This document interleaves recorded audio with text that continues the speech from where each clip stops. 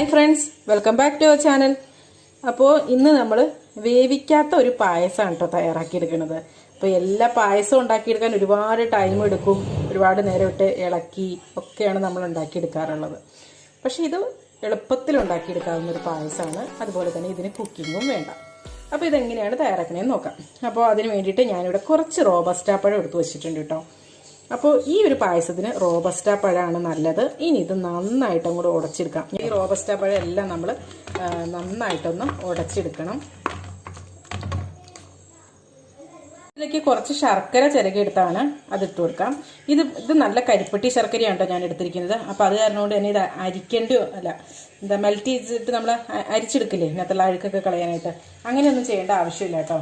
കരിപ്പെട്ടി ശർക്കര നല്ല ശർക്കരയാണിത്. അപ്പോൾ ഇത് നിങ്ങളുടെ മധുരത്തിനനുസരിച്ച് ചേർത്ത് കൊടുക്കാം. അപ്പോൾ ഇതും കൂടെ ചേർത്തിട്ട് നന്നായിട്ടൊന്ന് മിക്സ് ചെയ്തെടുക്കാം. ഇനി ഇതിലേക്ക് നമുക്ക് തേങ്ങാപ്പാൽ ചേർത്ത് കൊടുക്കാം. അപ്പോൾ ഞാനിവിടെ ഇപ്പോൾ 2 കപ്പ് തേങ്ങാപ്പാലാണ് കേട്ടോ ചേർക്കണത്.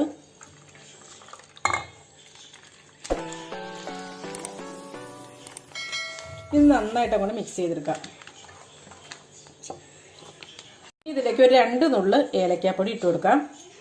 ഞാനിവിടെ 1 കപ്പ് തേങ്ങാപ്പാലിന് 6 റോബസ്റ്റാ പഴം ഇട്ട് എടുത്തത്. അതായത് 2 കപ്പ് തേങ്ങാപ്പാലിന് 12 റോബസ്റ്റാ പഴം എടുത്തു. പിന്നെ കുറച്ച് കാഷ്നട്ടും റൈസിൻസൊക്കെ. ഇത് വർക്കൊന്നും വേണ്ട, വെറുതെ ഇട്ട് വെച്ചാൽ മതി. കാരണം നമ്മൾ കുക്ക് ചെയ്യാത്ത പായസമാണല്ലോ, അപ്പോൾ പിന്നെ അങ്ങനെ തന്നെ ഇട്ട് വെച്ചാൽ മതി.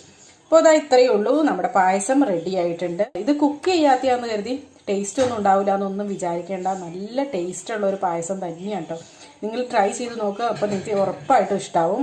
പിന്നെ ഇത് നമ്മുടെ സാധാ പായസം വെച്ചുകൊണ്ടിരിക്കും പോലെ ഒരുപാട് ടൈമൊന്നും വെച്ചുകൊണ്ടിരിക്കാൻ പറ്റില്ല, കാരണം തേങ്ങാപ്പാൽ നമ്മൾ കുക്ക് ചെയ്യുന്നില്ല. അപ്പോൾ ആ ഒരു കാരണങ്ങൾ കൊണ്ട് തന്നെ പെട്ടെന്ന് തന്നെ ഉപയോഗിച്ച് തീർക്കാൻ ശ്രമിക്കുക കേട്ടോ. അപ്പോൾ ഇനി നമുക്കൊരു സെർവിങ് ബൗളിലായിട്ട് മാറ്റാം. അപ്പോൾ അതായത് ഒരു ബൗളിലായിട്ട് മാറ്റിയിട്ടുണ്ട്. അപ്പോൾ ഇനി നമ്മൾ മുകളിലായിട്ട് നമുക്ക് കുറച്ച് കാഷ്നട്ടും റൈസിൻസൊക്കെ കൊണ്ടുവന്ന് ഗാർണിഷ് ചെയ്തെടുക്കാം.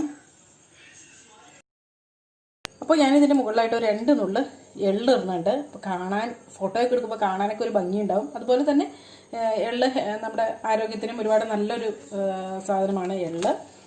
അപ്പോൾ അത് ഇത്രയേ ഉള്ളൂ, നല്ല ടേസ്റ്റി ആയിട്ടുള്ള പായസം റെഡി ആയിട്ടുണ്ട്. അപ്പോൾ ഒരു 5 മിനിറ്റ് പോലും വേണ്ട പായസം റെഡിയാക്കാനായിട്ട്. അപ്പോൾ അതാ അങ്ങനെ നല്ല ടേസ്റ്റി ആയിട്ടുള്ള പഴം കൊണ്ടുള്ള പായസം റെഡി ആയിട്ടുണ്ട്. അപ്പോൾ ഇതെല്ലാവരും ഒന്ന് ട്രൈ ചെയ്ത് നോക്കുക കേട്ടോ. എന്നിട്ട് നിങ്ങളുടെ അഭിപ്രായങ്ങളും നിർദ്ദേശങ്ങളും ഒക്കെ കമൻസിലൂടെ അറിയിക്കുക.